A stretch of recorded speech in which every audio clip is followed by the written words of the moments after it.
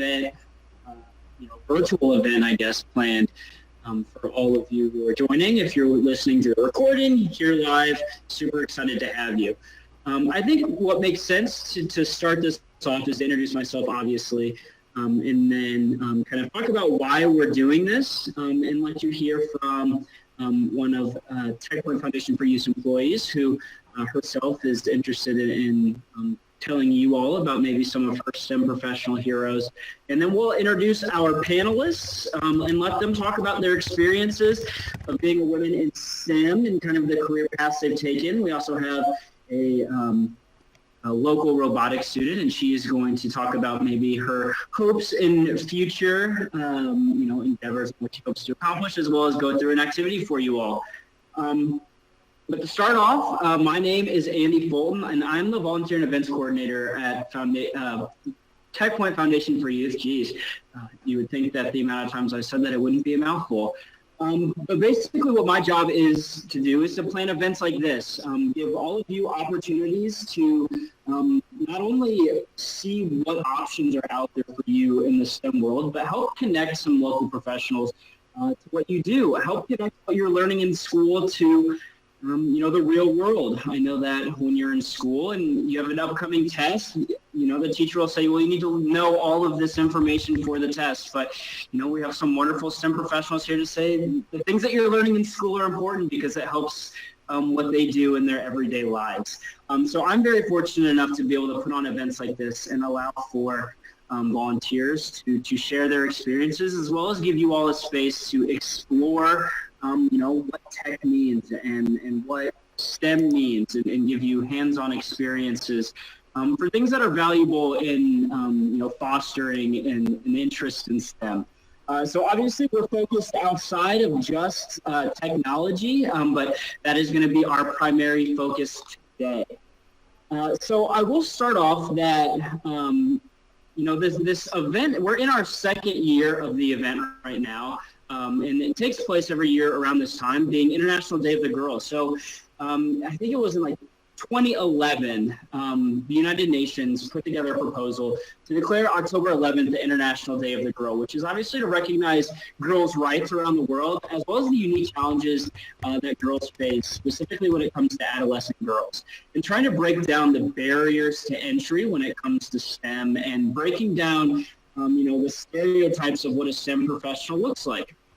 I think if you ask most kids today what a scientist looks like, their first image is going to be the picture of Albert Einstein with his hair sticking up. But we all know that that's not what a STEM professional looks like today. So through opportunities like this, in support of the International Day of the Girl, we're able to break down those barriers and show you all, what a scientist, what a STEM professional looks like. So just moving right along, and I think Margaret, she's going to share with you just a couple of STEM professionals and scientists throughout the world that maybe you have or haven't heard of, just to hammer this point home. But I know I shared at the beginning what the agenda is going to look like. Obviously, we're right in the middle of the welcome and introductions, and we'll move into the panel discussion after that. We have Catherine Kiang from Eli Lilly, Kate Maxwell from Raytheon, Brittany Hunter from Lessonly, and Claire Bishop is that local robotics student that I was talking about. Then we'll move right into the activity and thank you in conclusion. But I will let Margaret, I feel like I've been talking enough now, but I will let Margaret kind of take over and show you all maybe just a couple of STEM professionals in the past and the present who have done so many unique things and just can showcase just the breadth of opportunities available to you. You don't have to, you're more than welcome to. You don't have to sit behind a computer and code all day. You don't have to sit in a lab and code all day to be considered a STEM professional. So I will let Margaret kind of take it from here. Thank you so much, Andy. So as Andy said, International Day of the Girl is all about female empowerment, and that's something that's super important to all of us at TechPoint Foundation for Youth. And like he said, a STEM professional isn't always, Albert Einstein with this crazy hair. It comes in all different forms. And I've always had an interest in STEM, but I'm not a big math or science genius, so I always kind of was like, ooh, like maybe that's not the path for me. But now I work for a STEM-focused nonprofit. So in organizing this event, we came across some different STEM professionals, female STEM professionals. And for me personally, I remember when I was young, I think a lot of young women really wanted to be like a veterinarian or an anthropologist. And so Jane Goodall was really kind of a personal hero. I did a diorama of her when I was in probably 4th grade. I think she's the coolest. There's like a ton of documentaries you can watch about her. I'll also pull from, I'll pick on Claire for a little bit since she hosts our podcast that I produce. Claire has a lot of interest in robotics. She's a robotics student, but she also is really interested in architecture and design. And so I think that's another aspect of a STEM career that maybe people wouldn't think of off the top of their head. But yeah, I'm really excited to get into this event, and everybody can work on their coding skills and also hear from a really diverse array of women in STEM. So back to you, Andy. Yeah, perfect. Thanks, Margaret, for all of that. And then, yeah, I'll give you all just a split second to look over all these faces and kind of the careers that these women have pursued, and maybe just give a second to think about how their work has touched what you do on your daily life, in your daily life. I know that, these pictures, Jane Goodall with the monkey, and you've got Susan Kerr with, her legs up on the desk. But all these women did such incredibly important things for our world. And again, I just want to hammer home the point that, the STEM field doesn't need to be male dominated. There's no reason for it to be male dominated. There's no expectations that when you looking at Margaret Hamilton, the lead software engineer for the Apollo missions, that stack of papers that she has right there is like the code to get man to the moon. And I just think it is so incredible to think that, especially at a time when there were no expectations for women to be in STEM, that she was able to break down barriers and overcome challenges and be, that successful in her career. So I think from here, it makes sense to go into the panel discussion and let you hear firsthand from people who do this on a daily basis, what it means to them to be a STEM professional and what it means to them to thrive in the challenges of being a woman in STEM. And I don't want to speak for any of them, obviously, but I know that they all do great work and I'm super excited to hear what they all have to say. So I think the way that it's going to go, it's going to be Catherine, and then Kate, and Brittany, then Claire. And I will give you all just at the beginning of your section to introduce yourself. And I know that you all have thought about what you want to talk about. So I will let you take it from there. So Catherine, starting off first, let's see if I can do this flawlessly. I'm going to make you a presenter so that we can see your screen.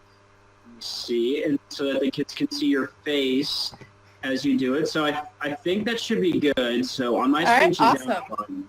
But yeah, you guys just take it away. And hear me okay? Yep, you sound great. All right, great. Welcome. Hi.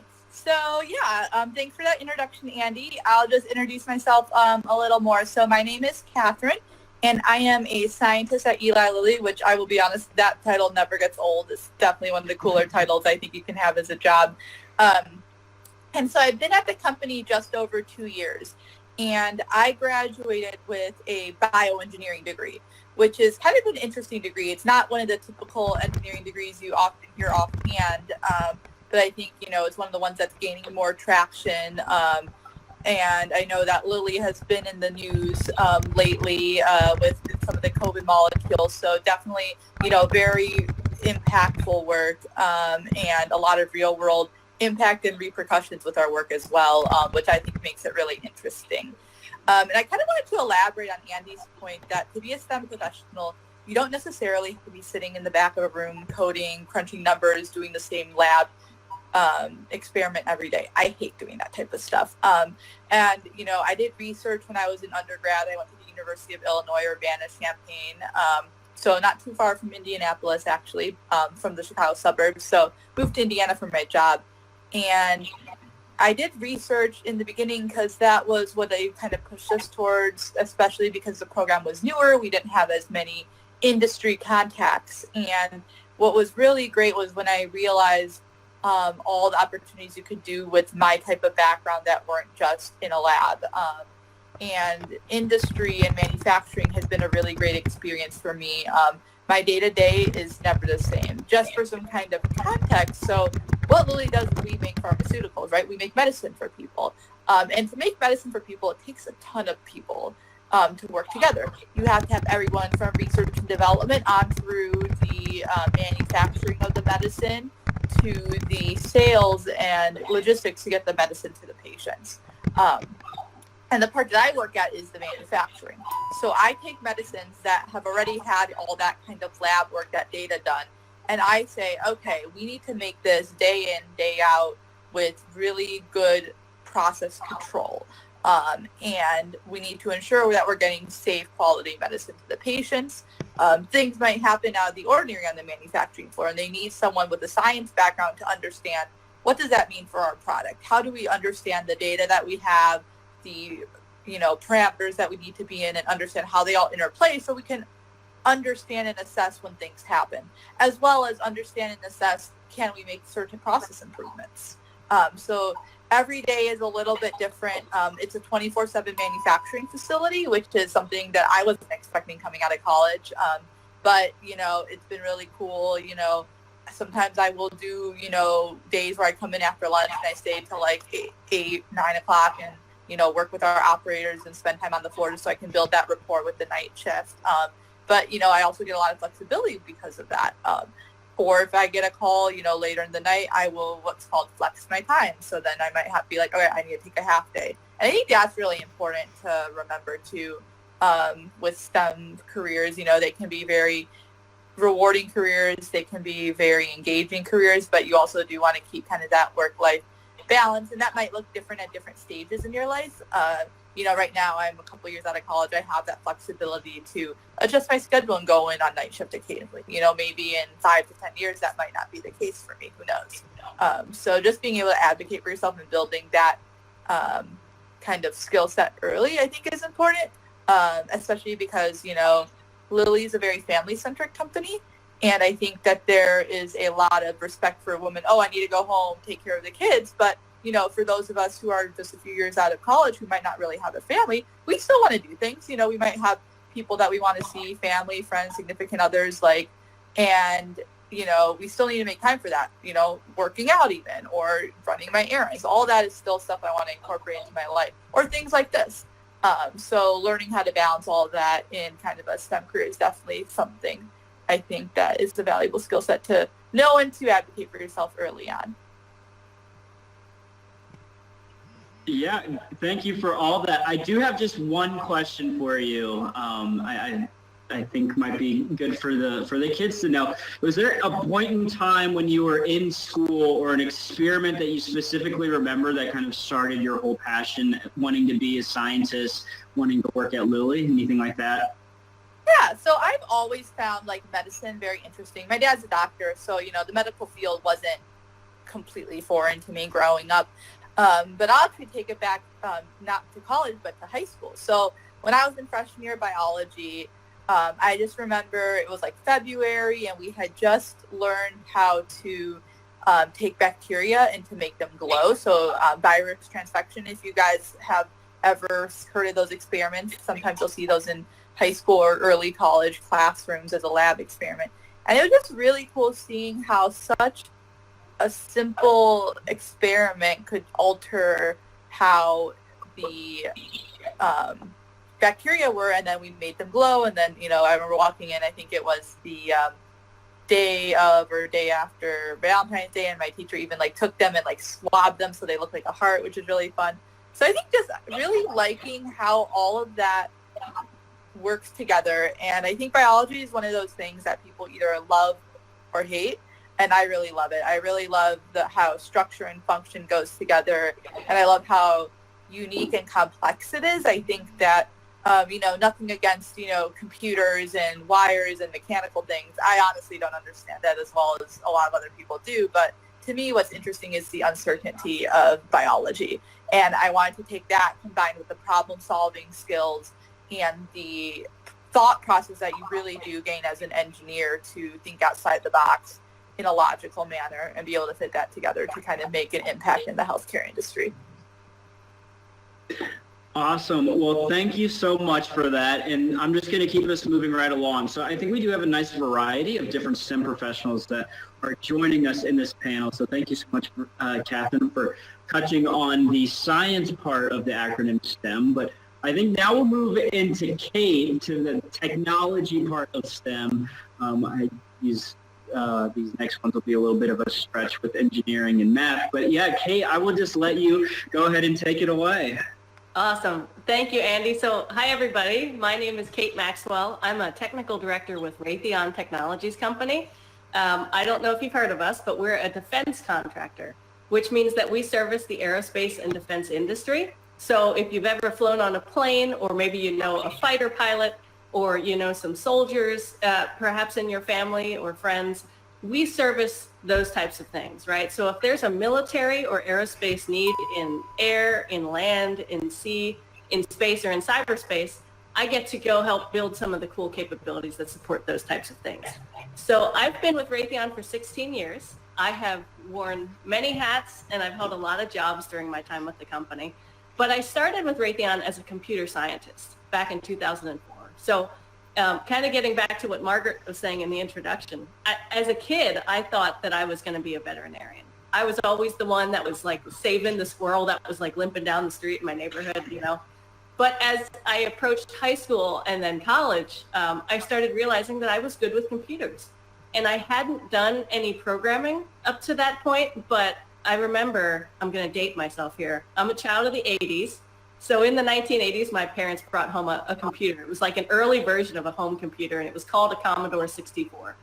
I suspect the kids on the line don't know what that is. Ask your parents. They probably know. But it was an old school computer that didn't have much processing power, but I fell in love with it. And my parents gave me free rein to try it and to play with it. And if I broke it, it was no big deal, right? But they wanted me to experiment, and I did. And that showed me that I had this deep love of computing. And so I went to college and I studied computer science, thinking that I was going to grow up to be a programmer.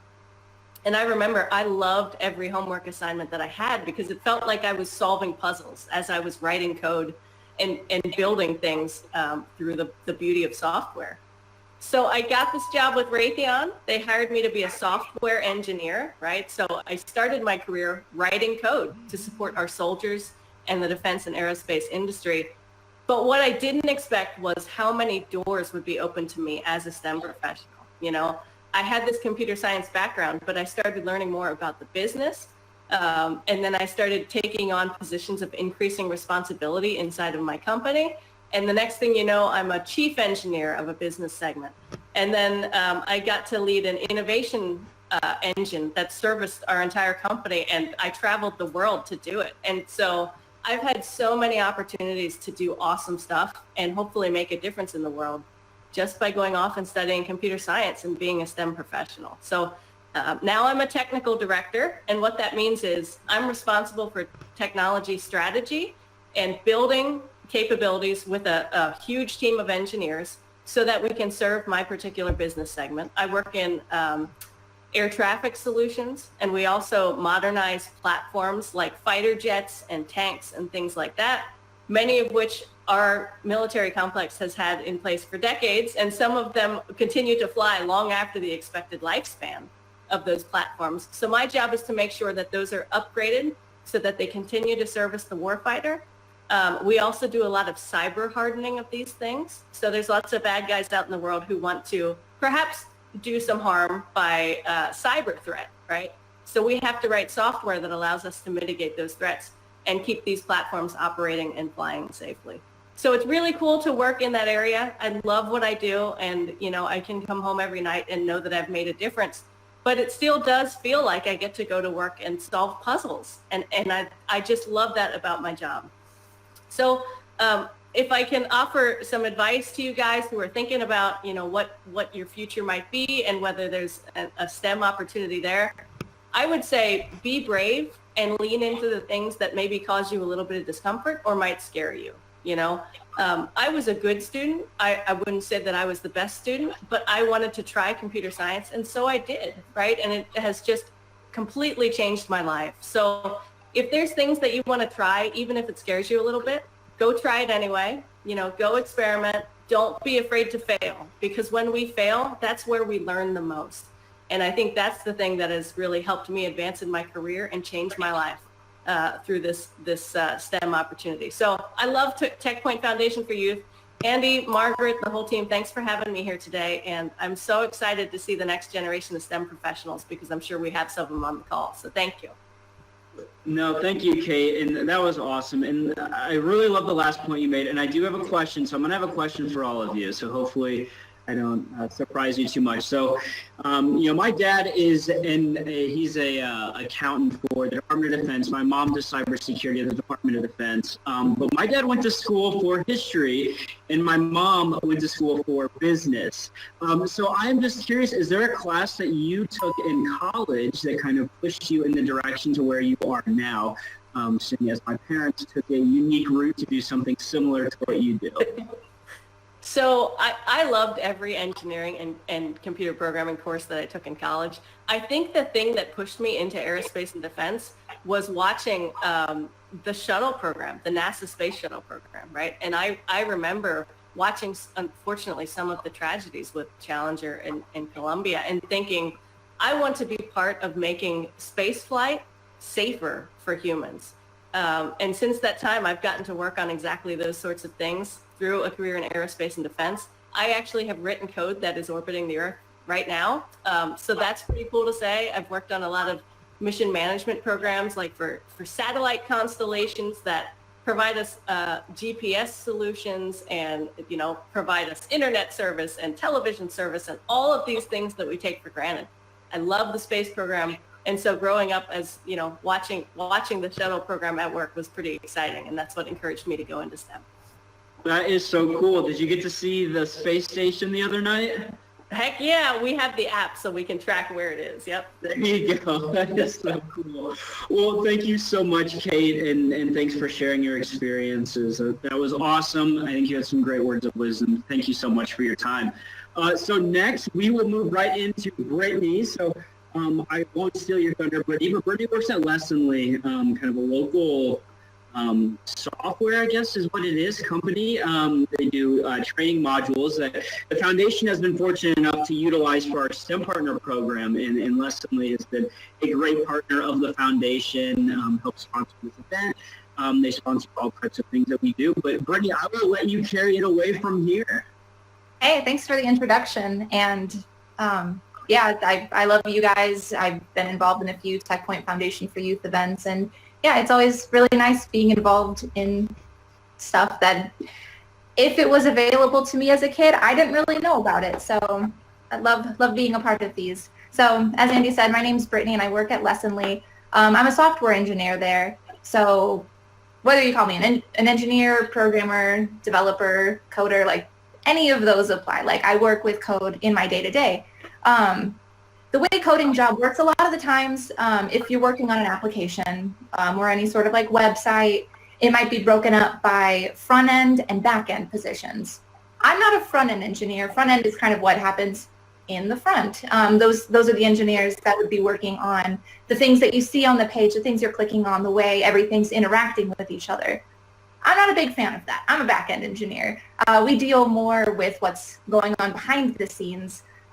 The front end and the back end talk to each other, but there's still kind of a divide. So I deal more with data, where we store the data, how it gets from one place to the other.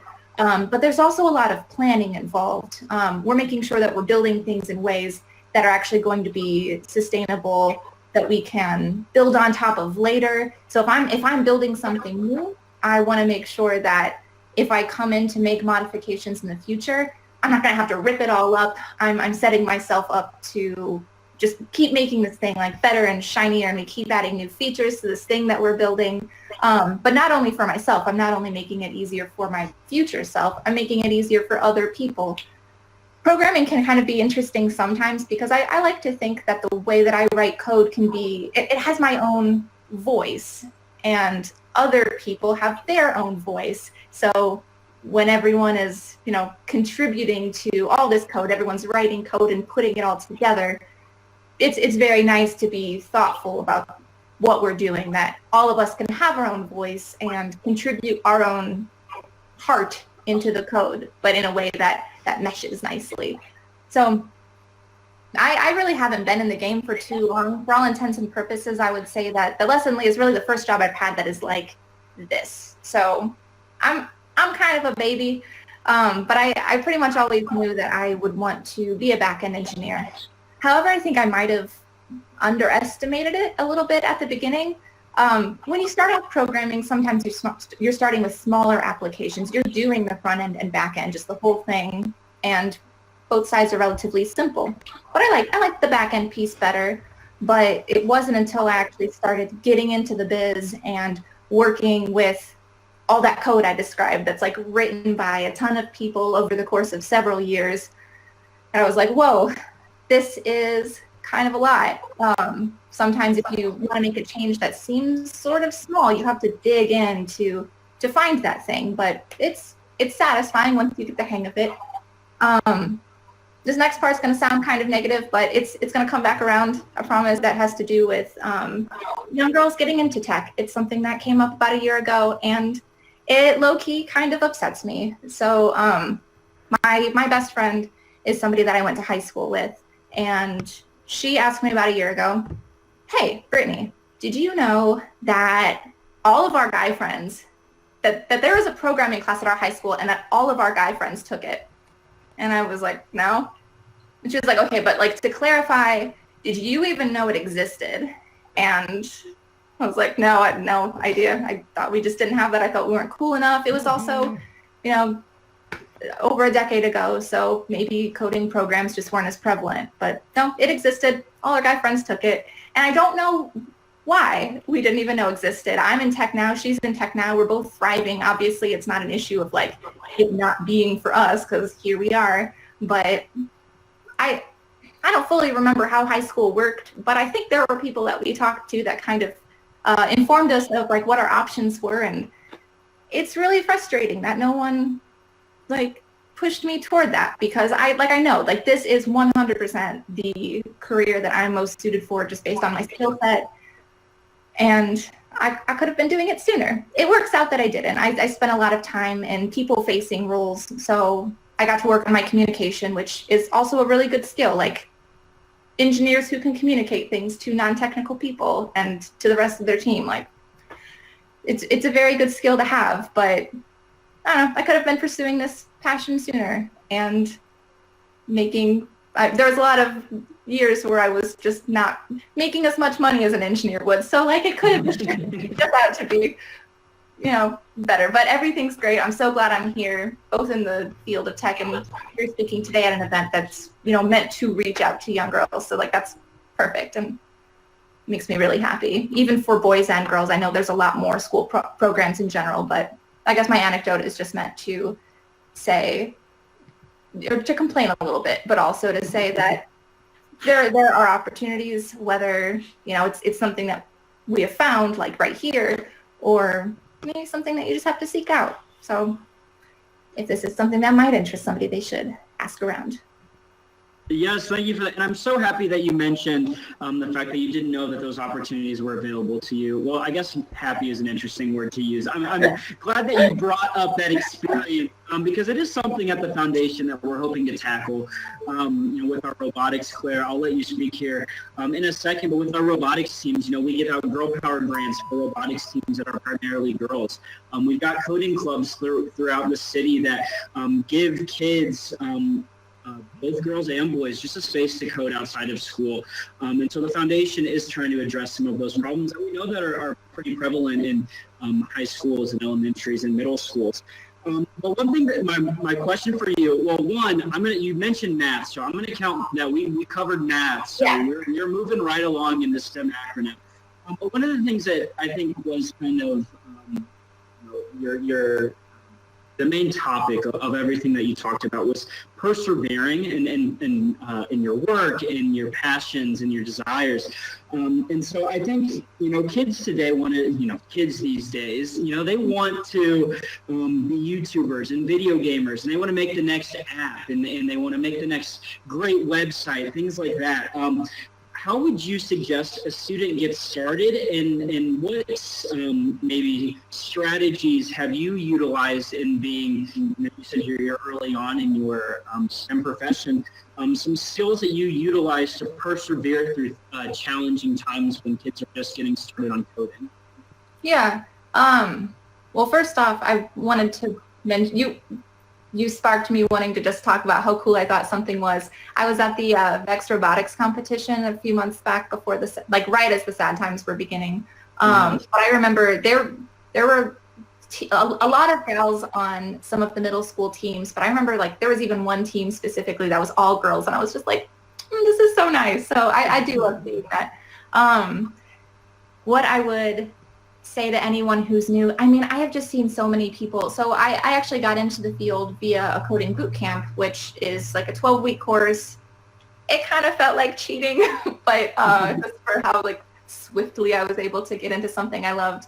But I saw a lot of people that this was their first time doing anything like that. It was my first time doing anything like that. And I think some people took the hump better than others, where it's really easy to just be like, this is too much. I don't want to, but you just gotta get your hooks into it. Sometimes the things that I'm most frustrated by are some of the setup things. So it's one thing to write code, but you also have to make sure you have the right programs installed, and make sure that you are, just even doing the right thing. What if you write something and it's not working because things are set up incorrectly? That stuff really frustrates me, and that's something that I don't really know a lot about. I don't know. It's something I acknowledge as a weakness, but there's so many guides online of tutorials you can follow. I would probably try to seek something that either has that built in, for example, something like Code Academy, which is a nice way to get in with but you just do it on the website. You don't have to install anything, so it's a nice way to see code before it kind of helps you know what you should even be looking for before you start to set things up on your own machine. But then also things like Udemy. I haven't taken a ton of courses, but I think some of them are maybe better than others about really helping you get set up in a way that you'll know everything's installed correctly, and you can just chug on through. It'll help you see something through from beginning to end. But there's such a community for stuff like that I probably would never do anything that has less than a nearly impeccable rating, a community rating of other people saying yes, this was really helpful, helped me actually get this knowledge. So taking advantage of the community and making sure it's good content before you get too invested and frustrated might be a tip. Yeah, perfect. And I'm going to just slide right into a shameless plug. So for anybody who is interested in coding, this December we host what we call the Hour of Code, where we, at least this year it'll be virtual, we'll go into classrooms and just do a fun coding activity with kids. And it feels like you're playing a video game, but you're actually learning the basics of coding and how to code. So if you do have that in that program that we do every year in your schools, great. We're happy that you're involved in coding, and if that sounds like something that your class might be interested in, or if we have any teachers who watch this you think your school would be interested in, please feel free to reach out to the foundation, and we'll definitely be plugged in for something like that. And then Claire, before I let you kick it off here for the next little bit, I do want to make a note that especially for me, so I went to Purdue. I was one of the few non-engineering students at Purdue, but all of my friends did engineering or science. And they always talked about, once they graduated, they were going to the coasts. They were going to California and they were going to New York to pursue their careers in technology and in the STEM field. But I do think it's important to note that Indianapolis specifically is a growing tech community. And I can see all three of you shaking your heads yes. Indiana is growing, and we have companies coming here almost monthly to utilize the talent that we have here in Indiana. And when you think about schools like Purdue, and I have to mention IU, great school. I have to mention them, even though I'm a Purdue grad. But IUPUI, we are having kids graduate with such vast and great knowledge in STEM fields, and I think it's important to keep them here in the local community, knowing that you can work here and raise a family here if that's something that you want to do, and have a career here that's valuable, and you don't need to go to the coasts to be able to have that kind of tech experience. And so I just want to make that point that here in Indiana, there are so many opportunities for you to pursue your passions that you don't need to leave our wonderful state. So there's my little plug before I let Claire take over. So we've covered science, we've covered technology, and we've covered math. And so Claire, you're gonna be the engineering portion of it with robotics. And at the minimum, I'll say that you engineer solutions to the robotics game. So we'll cover that. So Claire, I will let you take it away. And then after Claire does her little spiel, we'll do just a little bit of a conclusion and then let you take over the activity, Claire.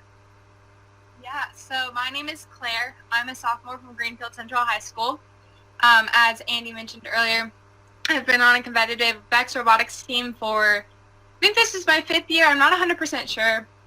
My brother, it's kind of a funny story because he found this robotics program through a string of people. We just kept asking, we found this name, and we talked to them, and my brother got involved on the team. And his team was very good. They won Worlds in 2016, and then they placed second in the World Championship 2017. So for those 2 years, I kind of just watched it, and like, this sounds terrible, but I thought it was so silly, like that people would spend so much time like building these robots and programming them and doing so many things with them. But it was interesting. Like, it was fascinating to see like my brother start with an idea and build it and implement it and drive it and program it. It's super cool. So when I had the opportunity to join the team, I was like, okay, sure, I'll try it. It's not going to hurt anything. And I joined it, and I absolutely loved it. I programmed for 2 years. I've moved out of that now, though, because my interests are in other places. But I programmed for 2 years, I built for 2 years, and I drove for 2 years. And now what I'm doing now, I do a lot of the organizational design aspects of it.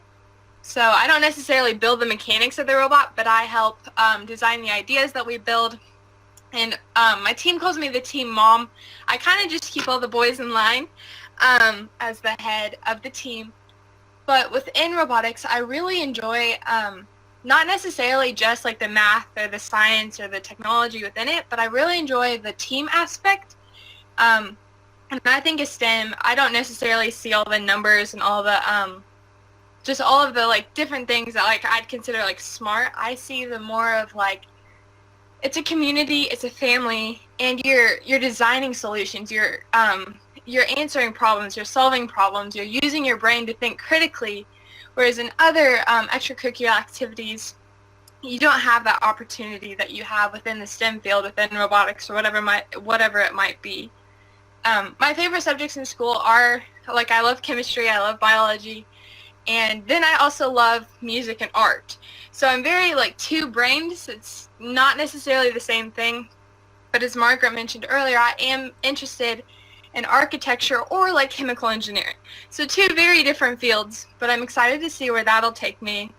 But, yeah, definitely within my team, I do help design. I do all the CAD work for the robots. So, like, before we even build it, we have the idea, like, I CAD it out, so I just build the 3D model of it on a computer before actually mechanically building it. But then just other builders on the team do that.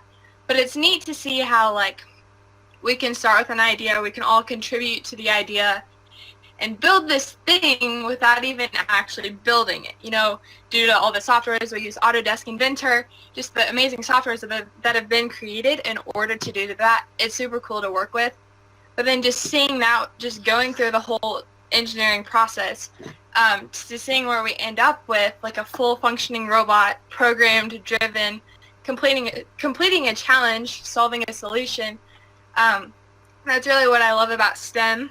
And as you talked about, you know, girls in STEM, when I joined robotics in 2014, there were quite a few girls because I was in the middle school division. And in elementary and the middle school, there are a whole lot more girls than there are in the high school. You know, even as because I've stayed with robotics freshman and sophomore year, and I don't plan on quitting before I graduate high school. But as, once I got to 8th grade, some of my girlfriends, some of my female friends within the STEM community dropped out. They just didn't have interest in it anymore. They had other interests, just growing up. But then, especially in the high school divisions, there are way less girls. Within my club, within my school, we have 8 teams, about 45, 50 students. There are only 2 girls, me and then another girl. And obviously we're trying to get more involved because, it's not only a guy thing, but it's very guy-centered. Just high school in general, it seems more of, guys have more interest in math or science. And it seems not wrong for a girl to have interest in that, but it's not as supported and encouraged as Brittany mentioned earlier.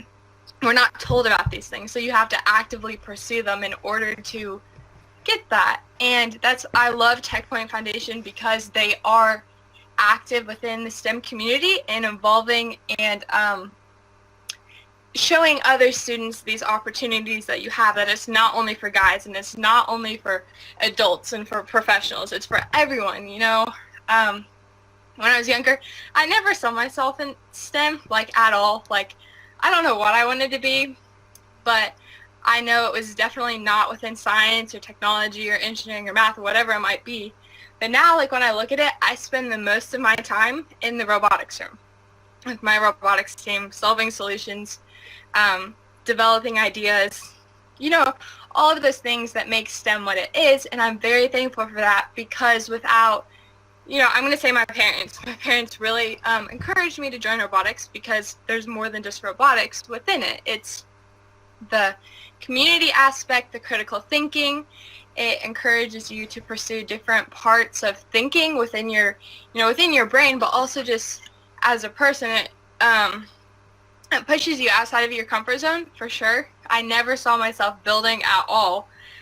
That's crazy to me. Or programming even. At first I thought it was super confusing, and I'm still not great at it. Oh my goodness, I could still improve a lot. But I've learned so much just within the last 4 years that I can't wait to see where the next 4 years take me. But yeah, looking towards college, I'm not 100% sure what I want to do, but I know it's gonna, I want to do something within the STEM community, and it's such a wide variety that I know there are a lot of different options I can pursue. So yeah. Perfect. Thank you so much for that. And I think something that you all kind of touched on are the importance of kind of these soft skills that you need to utilize to thrive in the STEM field. Things like teamwork and collaborating and problem solving, critical thinking, organization, these skills which you're kind of on the back and you're like, well, doesn't everybody need to know these skills to thrive in their careers? But I think specifically when it comes to the STEM field, it really helps, ground you in what you want to do and allow you to be successful in whatever that you want to do. So, at the end of this, if you're like, yeah, the STEM professionals are cool, but, I don't want to be a STEM professional, these skills that they utilize on a daily basis are so important for you to know. Alrighty, so moving into the activity, I think hopefully this is my screen. So I'll just give everybody, it's going to be a fun, navigating a robot through a maze. So as Claire mentioned, she's on a robotics team. They design robots, build robots, code the robots to complete different tasks depending on what the game is that year. And so this kind of touches on just a little bit of coding, as well as maybe how the robots work if you're not on a robotics team. So it'll be coding for probably, I would say, beginner. Maybe if we get a little bit later in, if we start using things like repeating blocks or things like that, maybe a little more intermediate. But if you just follow this link, so it's going to be vr.vex.com, it'll pull up this screen. At the top, there's going to be a little playground button. It looks like the arrow got shifted over a little bit. So it's not the start button, it's the playground button. I'll give people just a second to let that load and show what this looks like. Claire, while they're pulling that up, I think what I do is make you a presenter, and then at the bottom of your screen should be something that says share screen. Yeah. I see. That's going to be perfect. So when you click the playground button, this little gray, yellow box pops up, and you'll click this drop down. It says grid map, and you'll want to change it to wall maze, and that will be the activity. So yeah, Claire, I will let you present here. I wonder if I have to stop sharing my screen first. Okay, and then I think you should be able to share now, possibly. Yeah, wait, okay. There you go. I had to click the right button. Okay, can you see my screen? We can. Okay, so this is just it's a, what's it called? A software that Vex has developed. They actually came out with it over quarantine when a lot of us didn't have a lot to do and we didn't necessarily have robots to build. So I think it's super cool that Vex has engineered this so that you can not only program your actual robots, but program virtual robots as well. It was super fascinating. But basically over here on the left are all the different functions you can do. So mostly today we're just going to be working in the drivetrain with simple movements to complete simple tasks. But down here in operations, like you have all the math portions of it. You have sensors, you have control blocks, whatever it might. Oh, my computer just decided to reload. But within this, today what we're going to do is do the wall maze activity. So once it loads in here,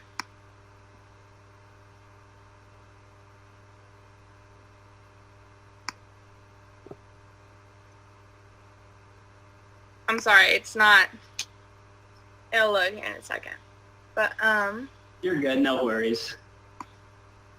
technology is great sometimes. Yeah, sometimes I feel like when you're trying to do video as well as like share your screen and do other stuff, the computer starts to freak out. Yeah, right. Hold on a second. Let me see if I close this out and redo it.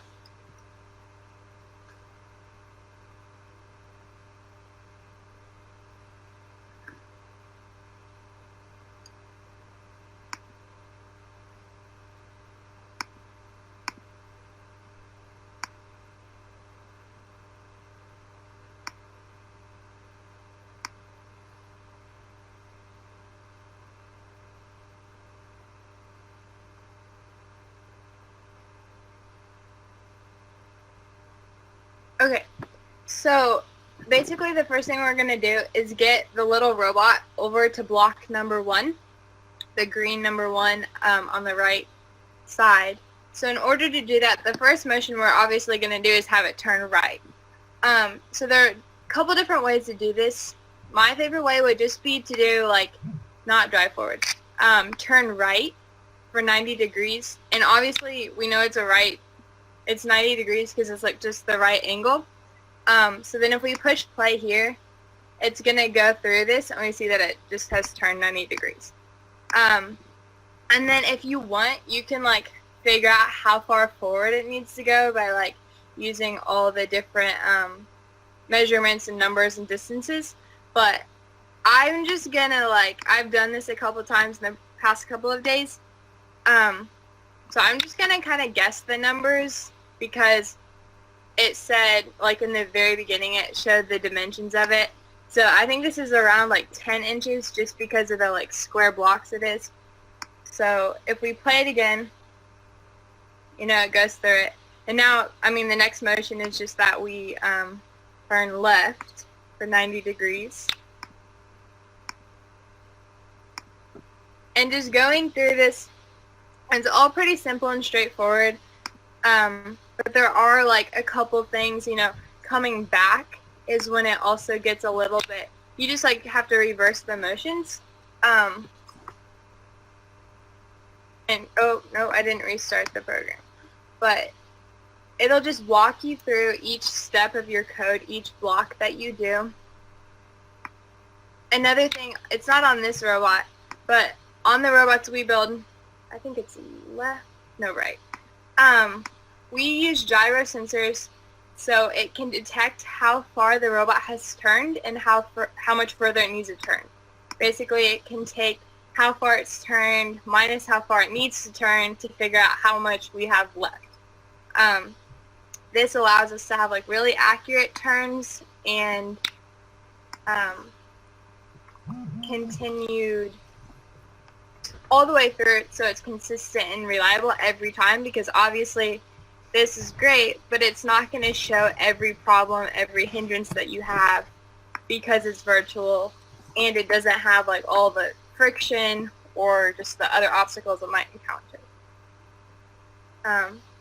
So now if we're just going through this, we're on this turn right now. So it's going to have to turn right 90 degrees. We'll see what it does.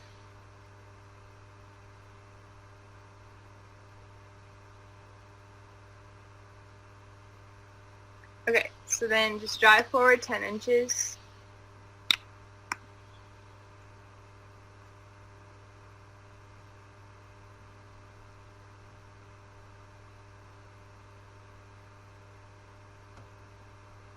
A lot of this is also just going to be playing with the numbers. Like even with the robots that we build, a lot of it is just playing with the numbers. Lots of testing.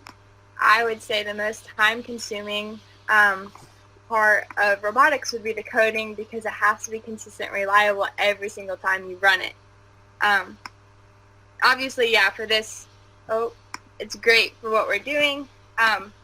But it's just hard, like if you're actually going to like test it on here for your real robot, it's going to perform a little differently because it doesn't take into friction or obstacles into account. Okay, so now we're here and we're just going to have it drive forward, let's say for 8 inches. And then that should get us to block number 1.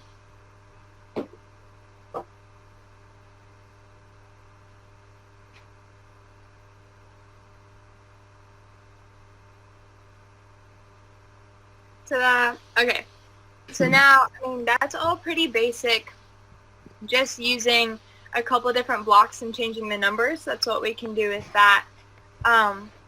Another, like down here, you can set the drive velocity, so I think it's probably set at 100 right now, but if we go through this, oh no, let's change it down to 25.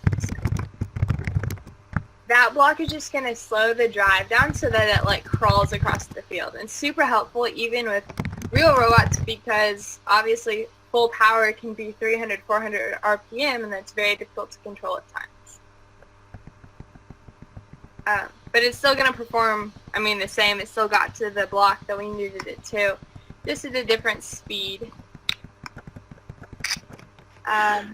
So Claire, perfect. So we have like a couple minutes left. You can keep sharing. I was wondering if you might be able to show like a repeating block, just showing how to turn that entire length of code into maybe, you know, a handful of blocks. Yeah, for sure.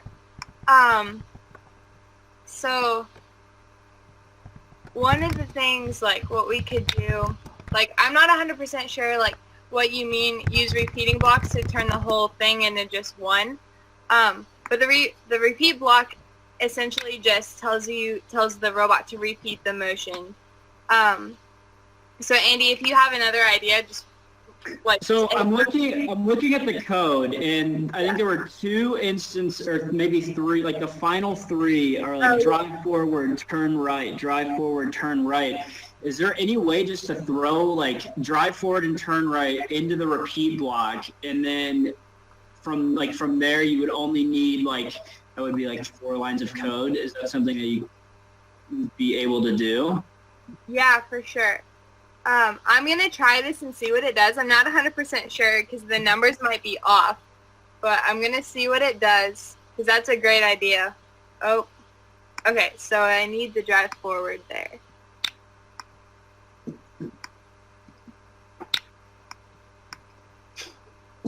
You know, and while she does this, I think this touches on all of the themes that our panelists talked about, you know, in terms of persevering and problem solving and trial and error. You know, you put something in, it doesn't work, it doesn't mean that you just give up. Obviously, it means, just find out what you did wrong and how you can improve. I was fortunate enough to be able to watch a TED Talk for the recommendation of our president and CEO, George, that basically talked about how failure is important when learning, that you're not going to be able to fully learn something unless you fail at it. So not being afraid to fail is, I think, something that is super important. And see, there, Claire got it in that time that it took me to explain that out, when she could have just as easily been like, oh, couldn't figure it out, we'll just keep the long code in it. So Yeah, for sure. perfect. There's so many different cool things that you can do within programming and even like the software. Awesome. Yeah. So this website is completely free to use. There's all types of different games that you're able to use. There's like a castle crasher where you can code a robot to knock down blocks, and all different types of things that you can use. But yeah, this is free, and this is also what robotics students use. So I think Claire, her team probably utilizes this every time they have a practice. Yeah. Autonomous mode. For sure. Awesome. Well, I will let. What was that, Claire? Is there anything else you want me to walk through on that? No, I think I just wanted to give them a little taste of coding after all of our panelists, and show all the different things that you can do with coding. So that works. I think I let all of our panelists kind of talk a little bit longer, because you all had such great things to say. So kind of cut down on the time of the activity, but that was perfect. Showed them how to utilize it specifically for our beginner coders. But just like Kate and Brittany had, do you have any parting words before we sign off for the day? I guess, obviously I'm only 15. I'm not nearly as experienced as the rest of them. But I would just say, try something new and don't take anything for granted. Just be open to new things, because, obviously I never saw myself in STEM, but now I can't see myself leading it. And obviously, I have the opportunity to be the host for the STEMcast, the podcast that TechPoint does.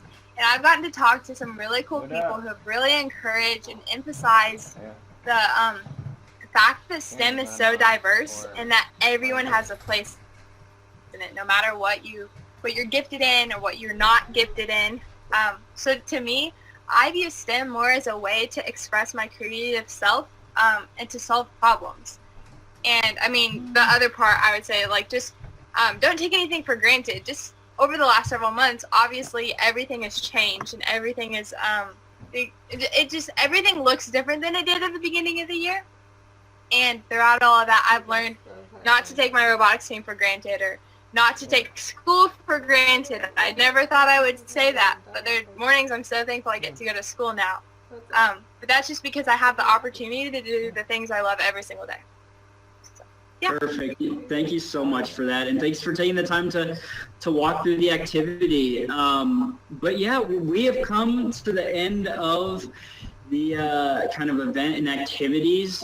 Thank you so much for participating. For those who showed up late, we'll make sure you get a recording. And I want to end on, obviously, thank you and go change the world. But I don't want that to be one of those cliches where, you head out and you're like, oh, it's a go change the world. What am I going to do? I just encourage you to think back to all of our panelists today. Kate said her passion was started when her parents got a computer when she was younger, and now she works on fighter jets. And Brittany talked about how she's only recently gotten into STEM, that she didn't see herself in STEM or do much STEM when she was younger, and now that she's an adult, kind of like what Claire said, she couldn't see herself doing anything different. And same thing with Catherine, having that interest at such an early age has allowed her to be a scientist at Eli Lilly, kind of heading, not her specifically, but working at a company that's heading on solutions for what's going on in the world today. And then just tying it back to Claire.